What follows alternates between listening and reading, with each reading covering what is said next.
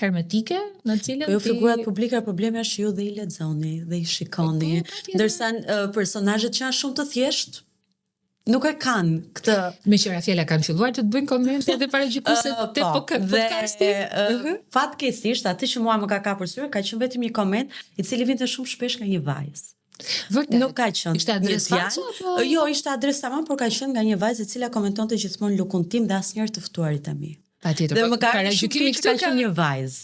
Dhe okej, nëse do ishte një djalë ndoshta do ishte pak më ndryshe, po të vi nga një vajzë është pak më rënd, mendoj. Për mua janë një të rënda.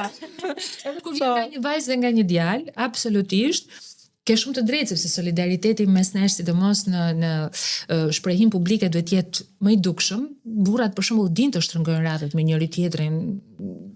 Formojnë ca lloj aleancash, nuk e di, të çuditshme që ty të vjen ndonjëherë keq, të frikshme. Po.